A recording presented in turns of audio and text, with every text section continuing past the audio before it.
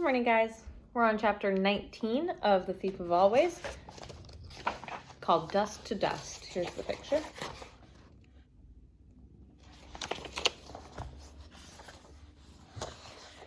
Rictus was waiting at the top of the stairs. His smile was sweet. His words were not. "You're a murderer now, my little man," he said. Do you like the feel of Mar's blood on your hands?" "He didn't kill her," Mrs. Griffin said. "She was never alive. None of you are."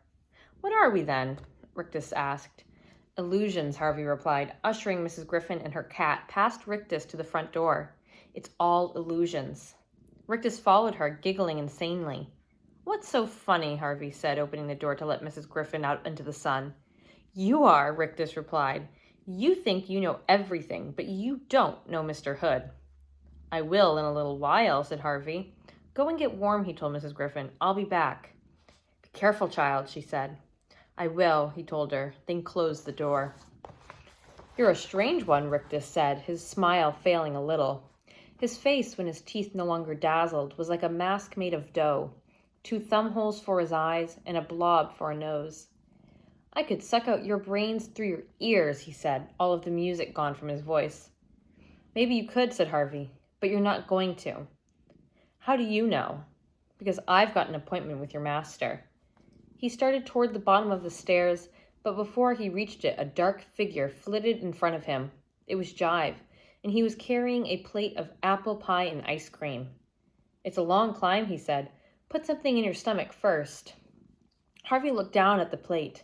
The pie was golden brown and dusted with sugar, the ice cream melting in a sweet white pool. It certainly looked tempting. "Go on," said Jive. "You deserve a treat." "No thanks," Harvey told him. "Why not?" Jive wanted to know, turning full circle on his heel. "It's lighter than I am." "But I know what it's made of," Harvey said. "Apples and cinnamon and—" "No," said Harvey. "I know what it's really made of." He looked back at the pie, and for a moment it seemed he glimpsed the truth of the thing, the gray dust and ashes from which the illusion was made. "You think it's poison?" Jive said. "Is that it?" "Maybe," Harvey replied, still staring at the pie.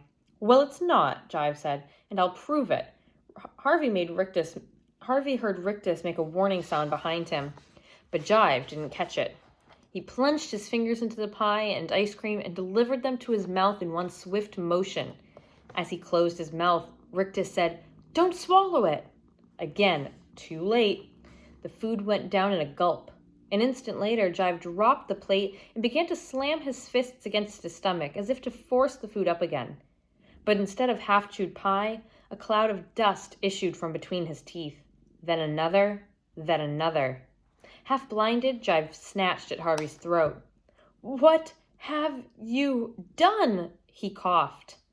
Harvey had no difficulty shaking himself free. "It's all dust," he said. "Dirt and dust and ashes. All the food, all the presents, everything." "Help me," Jive said, clawing at his mouth. "Somebody help me." "There's no help for you now," came a solemn voice. Harvey looked around. It was Rictus who had spoken, and he was retreating across the hallway, his hands clamped to his face. He stared at Jive between his fingers. His hands clamped to his face. He stared at Jive between his fingers, his teeth chattering as he voiced the horrid truth. "You shouldn't have eaten that pie," he said. "It reminded your belly of what you're made of." "What's that?" Jive said. "What the boy says," Rictus replied. "Dirt and ashes." Jive threw back his head, howling, "No!" at this, but even as he opened his mouth to deny it, the truth came pouring out. Dry streams of dust that ran from his gullet and flowed over his fingers. It was like a fatal message being passed from one part of his body to another. Touched by the dust, his fingers began to crumble in their turn, and as they dropped, the same whisper of decay spread to his thighs and knees and feet. He started to drop to the ground, but with a final pirouette, swung himself around and grabbed hold of the banister. "Save me!" he yelled up the stairs. "Mr. Hood, can you hear me? Please, please save me!" His legs crumbled beneath him now, but he refused to give up. He started to haul himself up the stairs, still yelling for Mr. Hood to heal him. There was no reply from the heights of the house, however, nor any sound from Rictus. There were only Jive's pleas and wheezings, and the hiss of dust as it ran down the stairs from the emptying sack of his body. "What's going on?" Wendell said, appearing from the kitchen with ketchup smeared around his mouth. He stared at the cloud of dust that hung around the stairs, unable to see the creature at its heart. Harvey was closer to the cloud, however, so was witness to Jive's last terrible moments. The dying creature reached up an almost fingerless hand, still hoping, even as its life drifted away, that its creator would come to save it. Then it sank down upon the stairs, and its last pitiful fragments crumbled. "Somebody been beating the carpets," Wendell says, as Jive's dust settled. "Two down," Harvey murmured to himself. "What did you say?" Wendell wanted to know. Before he replied, Harvey glanced around the hallway, looking for Rictus, but Hood's third servant had disappeared. "It doesn't matter," said Harvey. "What are you eating? I'm sorry, are you done eating?" "Yeah." "Was the food good?" Wendell grinned. "Yeah." Harvey shook his head. "What does that mean?" Wendell asked. Harvey was on the verge of saying, "It means you can't help me. It means I have to go up and face Mr. Hood on my own. And what was the use? The house had claimed Wendell entirely. He'd be more of a hindrance than a help in the battle ahead. So instead, he said, Mrs. Griffin's outside." "So we found her?" "We found her." "I'll go say hi," Wendell said with a cheery smile. "Good idea." Harvey had his hand on the door when he turned and said, "Where will you be?" Wendell had his hand on the door. But Harvey didn't answer. He'd already climbed past the heap of dust that marked Jive's demise and was nearing the top of the first flight, on his way to meet the power that lay waiting in the darkness of the attic. Chapter 20, The Thieves Meet. What's that?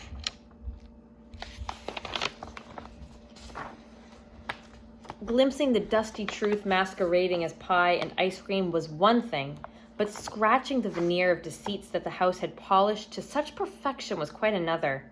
As Harvey climbed the stairs, he kept hoping he'd find some little detail in the walls or the carpets that would allow him to get his mind's fingers beneath the lid of the illusion and lift it up to see what charmless thing lay inside.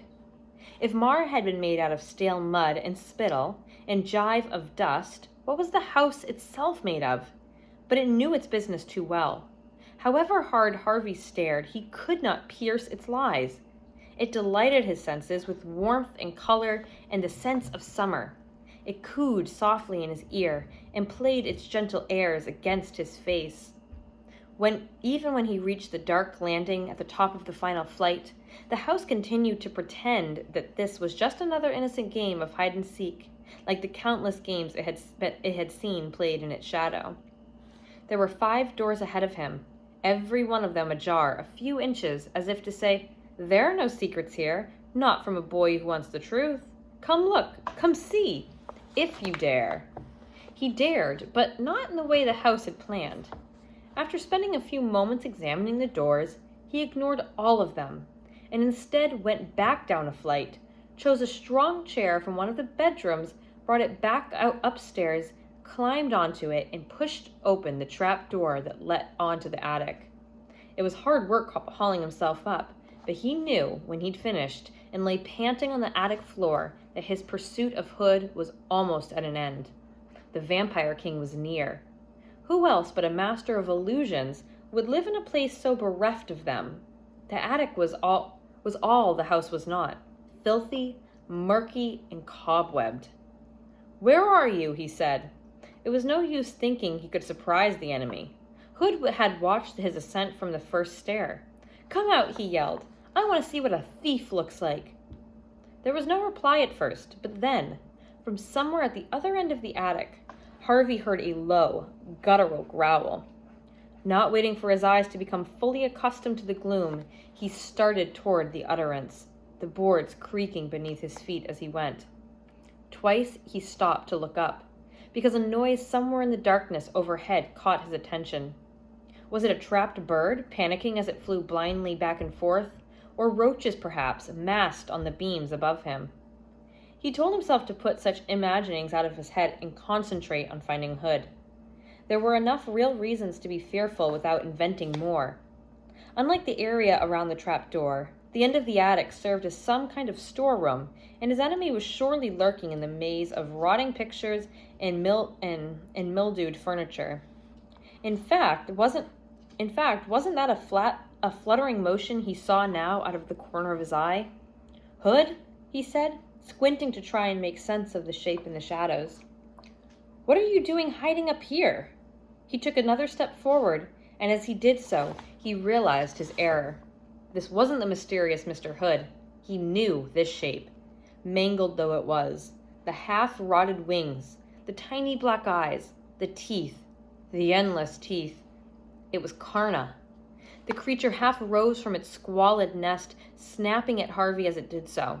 He made a stumbling retreat and might have been seized up after 3 steps had Karna not been so hobbled by its wounds and slowed by the chaos of its surroundings.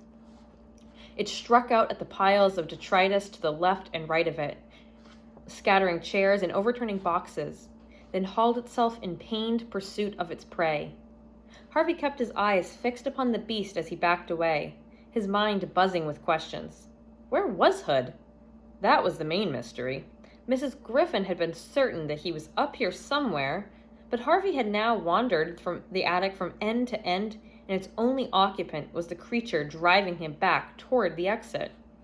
He chanced several glances into the shadows as he retreated in case he had missed some figure hiding there. It was not a human form his eyes alighted upon, however. It was a globe the size of a tennis ball, glowing as though filled with starlight. It appeared like a bubble from the boards and rose toward the roof.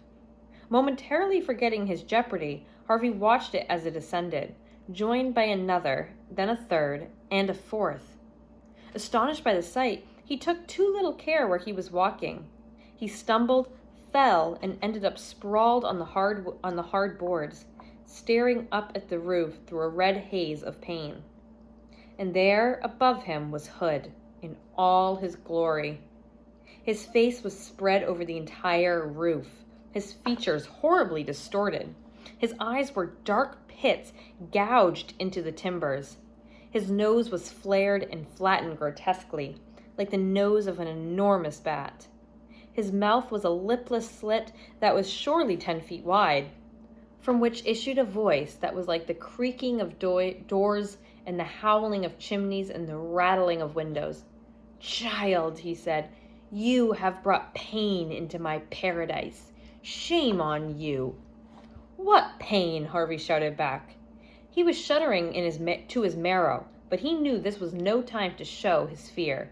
He would deal in illusion, the way the enemy did, pretending courage even if he didn't feel it. "I came to get what was mine, that's all," he said. Hood sucked one of the gleaming spheres into his mouth. Its light went out instantly. "Mar is dead," he said. "Jive is dead, gone to muck and dust because of you." "They were never alive," Harvey said. "Did you not hear their sobs and pleas?" Harvey demanded, the knots in his brow tightening. "Did you not pity them?" "No," Harvey said. "Then I will not pity you," came the rasping reply. "I will watch my poor Karna devour you from soul to scalp and take pleasure in it." Harvey glanced in Karna's direction. The beast had stopped advancing but was poised to strike, its dripping jaws inches from Harvey's feet. Now that the beast was still, he could clearly see how badly wounded it was, its body ragged as a moldy rug, its huge head drooping as though every breath was a burden. As Harvey stared at it, remembering something Mrs. Griffin had told him, "I would welcome death now," she'd said, "like a friend I'd driven from my door." Maybe it wasn't a journey to the stars that Karna was awaiting. Maybe it was simply a return to the nothingness from which Hood had conjured it. But the creature wanted that gift nevertheless. It was weary and wounded, kept alive not by any will of its own, but because Hood demanded its service. "Such a pity," the voice in the roof murmured. "What is?" Harvey said, looking back at Hood. who had two more of the globes at his lips. To lose you in this way, he went on. Can't I persuade you to think again? After all, I've done you no harm. Why not come back and live here peacefully? You stole 30 years of time with my mom and dad from me, Harvey said. If I stay here, you'll steal a whole lot more. I only took the days you didn't want, Hood protested. The rainy days, the gray days, the days you wished away. Where's the crime in that? I didn't know what I was losing, Harvey protested. Ah, said Hood softly, but isn't it that always the way of it? Things slip from your fingers when they're gone, you regret it. But gone is gone, Harvey Swick. No, Harvey said. What you stole, I can steal back. At this, a gleam ignited in the twin pits of Hood's eyes. You burn bright, Harvey Swick, he said. I've never known a soul that burned as bright as yours. He frowned as if studying the boy below. Now I understand, he said. Understand what? Why it is you came back. Harvey began to say, I came for what you took, but Hood was correcting him before he'd uttered 2 words. You came because you knew you'd find a home here, Hood said. We're both thieves, Harvey Swick. I take time, you take lives. But in the end, we're the same. Both thieves of always. Repulsive as it was to think of himself in any way similar to this monster, there was some corner of Harvey that feared this was true. The thought silenced him. Perhaps we needn't be enemies, Hood said. Perhaps I should take you under my wing. My west wing. He laughed mirthlessly at his own joke. I can nurture you, help you better understand the dark paths. So we'll end up feeding on children like you, Harvey said. No thanks. I think you'd like it, Harvey Swick, Hood said. You've got a streak of the vampire in you already. There was no denying this. The very word vampire reminded him of his Halloween flight, of soaring against a harvest moon with his eyes burning red and his teeth sharp as razors. I see you remember, Hood said, catching the flicker of pleasure on Harvey's face. Harvey instantly put a scowl in its place. I don't want to stay here, he said. I just want to get what's mine and leave. Hood sighed. So sad, he said. So very sad. But if you will have what's yours, have death, Karna. The beast raised its pitiful head. Devour the boy. Before the wretched beast could shift itself, Harvey scrambled to his feet. In the race to the trapdoor, he knew he had little chance of outrunning Karna. But there was perhaps another way of laying the beast low. If he was a thief of always, as Hood had said, perhaps it was time to prove it. Not with dust, not with stolen conjurings, but with the power in his own bones. Karna took a threatening step toward him, but instead of retreating, Harvey extended his hand in the creature's direction, as if to pat its decaying head. It hesitated, its expression mellowing into doubt. Devour him, the vampire king growled. The beast lowered its head in expectation of punishment from above, but it was Harvey who laid his hand upon it, a gentle touch that sent a shudder through its body. It raised its snout and to press itself against Harvey's palm, and as it did so, let out a long, low moan. There was neither pain in the sound nor complaint.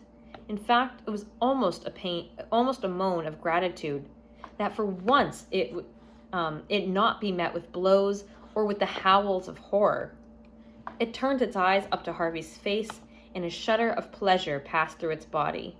It seemed to know that the motion would prove fatal, because the instant after, it retreated from its comforter, and as it did so, its shudders multiplied, and its body suddenly flew into 1,000 pieces. Its teeth, which had seemed so fearsome moments before, rolled away into the darkness. Its massive skull shattered. Its spine collapsed. In a matter of seconds, it was no more than a heap of bone shards, so dry and so aged, even the most desperate dog would have passed them by. Harvey glanced up at the face in the roof. Hood's expression was one of utter perplexity. His mouth was agape. his eyes staring from their pits. Harvey didn't wait for him to break his silence. He simply turned his back on Karna's remains and hurried toward the trap door, half expecting the creature in the roof to slam it shut. There was no response from Hood, however, until Harvey was lowering himself down onto the chair on the landing. Only then, as Harvey took one last look up at the attic, did Hood speak. "Oh, my little thief," he murmured, "what shall we do with you now?" Here's a picture of Hood's face. And we're going to stop there. So I will see you guys tomorrow. Bye.